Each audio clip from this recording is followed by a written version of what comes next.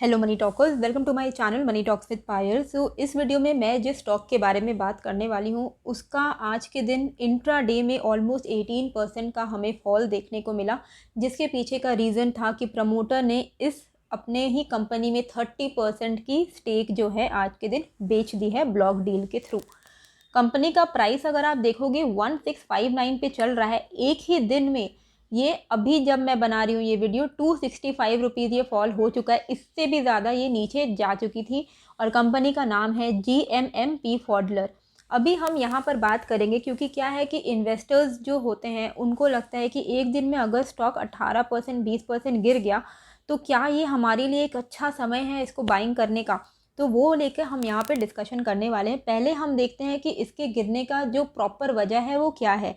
तो जो प्रमोटर्स हैं उन्होंने ऐसा डिसाइड किया कि आज के दिन वो ब्लॉक डील के थ्रू 30% स्टेक अपना रिड्यूस करेंगे ब्लॉक डील के थ्रू। और कितने प्राइस में वो रिड्यूस करने वाले हैं? 1700 रुपीज़ पे वो शेयर को सेल करेंगे। तो अगर आप देखोगे इसकी प्रीवियस क्लोजिंग थी 1924 रुपीज़ की। अब स्टॉक में क्या होता है कि एक तरफ बायर्स होते हैं, एक तरफ सेलर्स होते हैं, राइट। अभी कल तक क्या था कि 1924 के आसपास में, मतलब 1900 रुपये के आसपास में डीलिंग हो रही थी।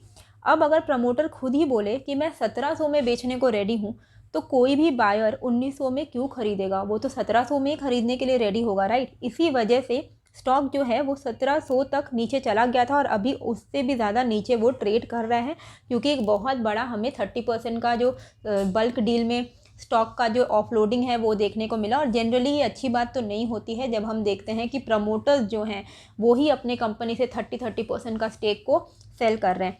तो यहाँ पर हमें क्या ध्यान में देना है वो मैं आपको बता दूँ। देखिए, ये सोच के लेना कि हाँ 18% गिर गया है तो आज मैं ले लेता हूँ, ये ट्रेडर्स के लिए बिल्कुल भी सही कॉन्सेप्ट नहीं है। क्योंकि आप देखो, ट्रेडर्स के लिए क्या इंपॉर्टेंस रखता है? मोमेंटम इंपॉर्टेंस रखता है, जो कि शॉर्ट टर्म ट्रेड लेते हैं, शॉर्ट टर्म की बात करते हैं। तो यहाँ पर अगर आप देखोगे GMMP फॉडलर ना, वो एक सपोर्ट ले लेके एक ही रेंज में घूम रही थी। जब कोई स्टॉक एक रेंज में घूमता है, ठीक है, तो वो स्टॉक का या तो ब्रेक डाउन होता है या तो ब्रेकआउट होता है। अगर ब्रेकआउट होता है तो स्टॉक में एक बहुत अच्छी तेज़ी हमें देखने को मिलती है। ऑलमोस्ट 15-20% तक भी स्टॉक बहुत ही शॉर्ट टर्म में ऊपर तक जा सकता है। सिमिलरली जब ब्रेक डाउन होता है तो इसी तरीके से 15-20% का फॉल भी आ जाता है। अब यहाँ पर आप देखो, इस जो सपोर्ट था इसका हमें ब्रेक डाउन आज इस ब्लॉक डील की वजह से एक गैप डाउन के साथ ये ओपन हुई और अब इसका ब्रेक डाउन ऑलरेडी हो चुका है। स्टॉक जो है वो 1650 पे चल रहा है। तो जो ट्रेडर्स हैं, जो शॉर्ट टर्म ट्रेड लेते हैं, उनके लिए ये जानना इम्पॉर्टेंट है कि अभी ये स्टॉक थोड़ा वीक है, यहाँ पर ट्रेड करने की कोई भी अपॉर्चुनिटी नहीं है। RSI भी आप देखेंगे तो 28 पे चल रहा है। ट्रेडर्स के लिए RSI एटलीस्ट 60 के ऊपर होनी चाहिए, तब हम मान सकते हैं कि हाँ मोमेंटम अच्छा है। तो 1800 के ऊपर जब तक ये स्टॉक ना निकले, इसमें एक अच्छा अप ट्रेंड हमें देखने को नहीं मिलेगा। अभी इन्वेस्टर्स के लिए क्या है? ये बहुत अच्छी अपॉर्चुनिटीज़ है इन्वेस्टर्स के लिए। अभी जो स्टॉक है ऑलरेडी 20% करेक्ट हो चुका है एंड एज एन इन्वेस्टर हम अपॉर्चुनिटी तलाशते हैं कि हमें कब बाई ऑन डिप करने का मौका मिले। तो अगर आप बाई एंड होल्ड वाले इन्वेस्टर हो, जो कि लेके स्टॉक को लेके अपने पोर्टफोलियो में रख के भूल जाते हैं और हर 5 दिन में या हर रोज़ वो अपने पोर्टफोलियो को नहीं देखते हैं, उनके लिए ये एक अच्छी अपॉर्चुनिटी है। और दो बेस्ट स्टॉक में बाइंग की अपॉर्चुनिटी कब आएगी?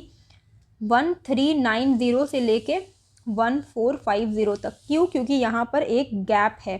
तो अगर ये स्टॉक इसी तरीके से वीकनेस कंटिन्यूड रहा तो ये गैप फिल होने के चांसेस हैं। तो ये एरिया भी, अगर आपको कभी भी GMMP फॉडलर के शेयर्स मिलते हैं तो ये एरिया बहुत अच्छा बाय ऑन डिप की तरह काम करेगा।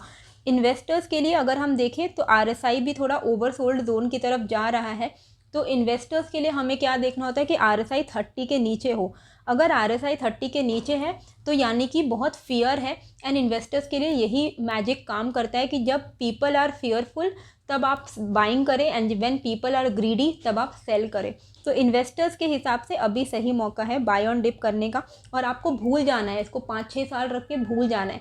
अभी आज आपने बाइंग की और कल ये और गिर गया तो फिर आपको पैनिक नहीं करना है। फिर आप इन्वेस्टर ही नहीं हो, फिर आप ट्रेडर हो। और आप ट्रेडर हो तो आप 1800 पार होने का ही वेट कीजिए, तभी आप इसमें एंट्री लीजिएगा। तो यहाँ पर जो बाय ऑन डिप की अपॉर्चुनिटी, बेस्ट अपॉर्चुनिटी है 1600 के आसपास है, 1550 पे है, 1450 पे है, 1390 पे है। ये सारे लेवल्स आप मार्क कर लीजिए, ये सारे अच्छे बाय ऑन डिप्स हैं GMM पी फॉडलर के लिए। तो आप इसको अक्यूमुलेट कर सकते हैं अप टिल 1390। ओके, क्यों मैं बोल रही हूँ कि फंडामेंटली अच्छी कंपनी है, क्योंकि आप इसका अगर आप फिनेंशियल स्टेटमेंट्स देखोगे, हर क्वार्टर में इसने अपने प्रॉफिटेबिलिटी इंक्रीज़ की है, इसकी रेवेन्यू भी अच्छा स्टेबल रहा है, एनुअली भी हम देखेंगे तो इसने अच्छा परफॉर्मेंस दिखाया है। तो ओवरऑल इसका अर्निंग पर शेयर, इसका revenue, net income, profit after tax, इसकी बैलेंस शीट बेसिकली काफ़ी ज़्यादा अच्छी लगती है।